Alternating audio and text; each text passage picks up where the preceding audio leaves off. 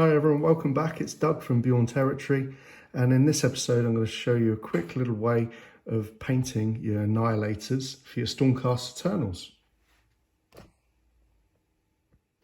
So, like many of you, I got my Dominion box the other day and I got excited, and the first unit I would sort out was the Annihilators, just because they look very, very cool. So this is the stats. They have a meteoric hammer. It's got 3 attacks, 3 to hit, 3 to wound, -1 rend, 2 damage. That is brutal. Very, very exciting. And +1, add 1 to the attacks characteristics of the prime guy. They always have a prime.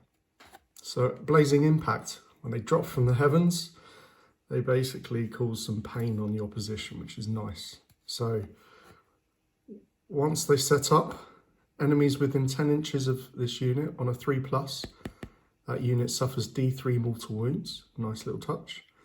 And in addition, you can re-roll charge rolls for this unit if it was set up on the battlefield in the same turn, which is cool. Force of the Falling Star. So after this unit makes a charge move, you can pick 1 enemy unit within 1 inch of this unit and roll a number of dice equal to the unmodified charge roll for that charge move. Subtract 1 from the roll if it only has 2 models. Subtract 2 from the roll if it has only 1 model. For each 4+, that unit suffers 1 mortal wound. So these guys are intense, and generally, I think the concept is that just their presence alone causes a bit of pain to your enemy. Nicely in the Dominion box, they give you this card, which is cool. And on the back, it gives you a breakdown on the unit size and the points cost straight away. And you can see 3 Annihilators, 190 points. For me, I think for what their stats look like, they look pretty meaty to put on the battlefield. So let's find out what they're like painting. So I'm starting with a base coat of Wraithbone. Normally go like a grey sear, but I fancied something a little bit lighter. And I'm just going to slap my base coat on. The first colour I'm going to use now is the contrast Black Templar. With the Black Templar, I'm just going to place it on all my flat armour. And my Storm Host is kind of a mixture of Storm Host to make my own one, really. Black and silver with a bit of red. A bit like how I did Gardas Steel last time, if you saw that video. So I'm going to take my time, making sure I've got all of the flat armour. So just carrying on with the black, I've decided to do the trim of the shield with the contrast black and inside the shoulder pad. Next colour, Mephiston Red, and with the Mephiston Red I'm just going to go in for a little bit of armour between his legs. And I'm always aiming for 3-foot fabulous, just to make it on the table as quick as possible. And on the half moon crescent, and paint that red as well, without hopefully making too much mess everywhere else. And again on the back, more Mephiston Red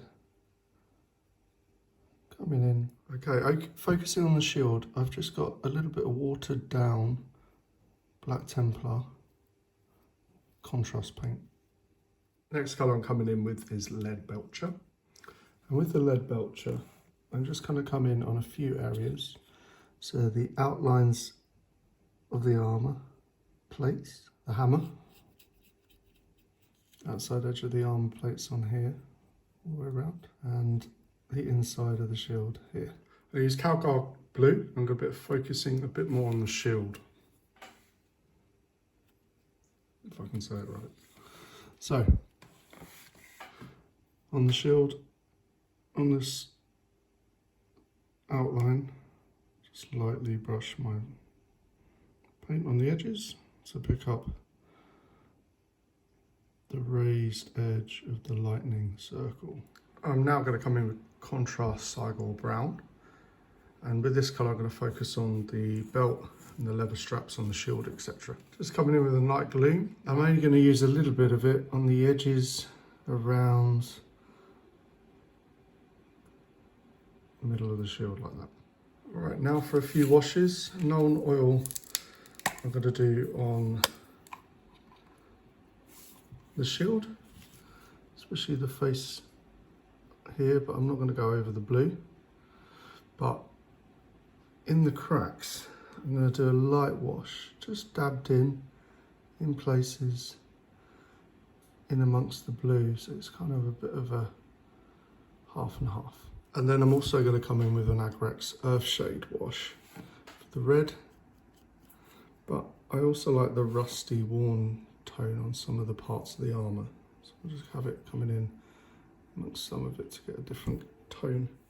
Just going to come back in with the lead belcher once the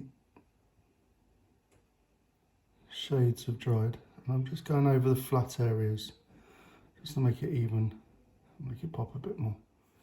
And on the face of the shield, just a little light layer of lead belcher on the top edges. Just going to come back in with a bit more Mistfiston red on the red bit.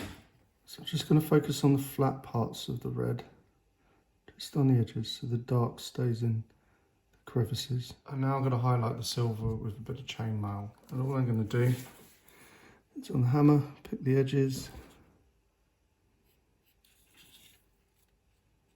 use the side of the brush to just let it spark, just the edges, using the side of the brush, the top parts glimmer a bit more. What I like to do is, whilst one area is drying, I like to carry on another area. So the next area I'm going to focus on is the lightning on the hammer. So I'm going to come in with Calgar blue and just run a line lightly on the edge in between the folds of the metal. And then what I'm going to do is just a little stipple of blue in areas over the metal like that. What I'm going to do on the shield is also come back over the Calgar blue just on the edges. Okay, with the white scar, I'm going to come in a really fine line along the edge of the hammer like that, in the middle of where the blue went. For the shield, just going to slowly drag a brush of white scar over the blue so it kind of lines up in the middle as best as possible. And then I'm just going to dab with the lightest parts in between to pick up a bit of white on the outside of the blue.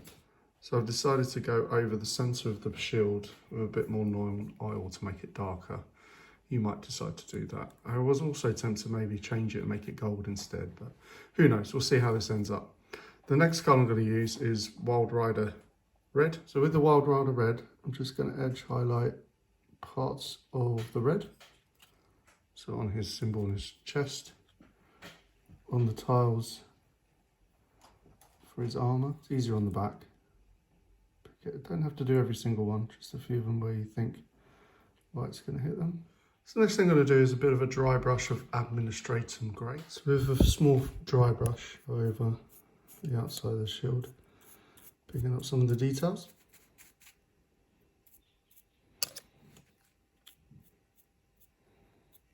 Quite happy with it. For me, he's pretty much painted as a model.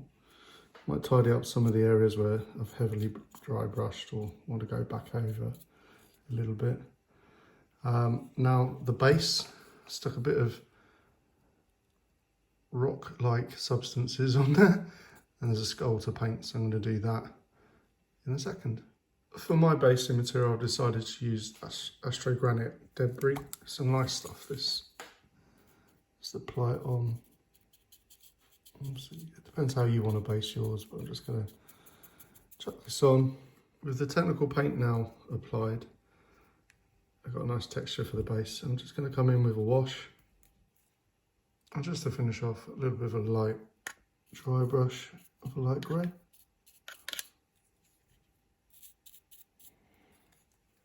So like all of you this weekend who are into Age of Sigmar, I got very excited about the Minion box set.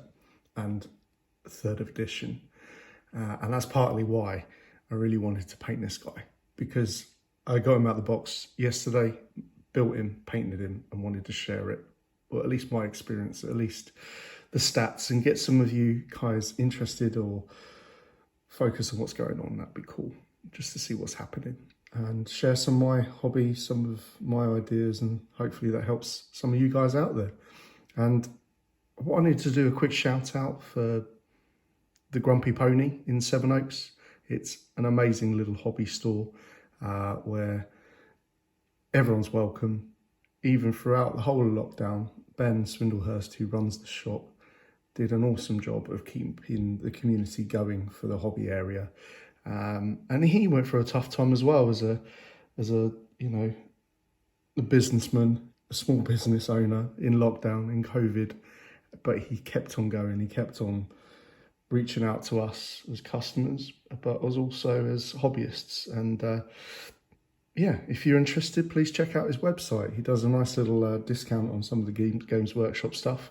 And yeah, he's a local hobby bloke, lovely lad, and we're all awesome as a community, support each other. So if you fancy having a look, take a look down below. Well, thank you for watching, everyone. I hope you enjoyed this one. I got very excited about the new Dominion and Age of Sigmar 3rd edition. And I wanted to get this done as quick as possible, just show how excited I was about it all. I hope you're enjoying what you're doing. I hope you like what I did for this video, and I hope it helps, most importantly for me, I hope it helps with your hobby and that you pick something out from it.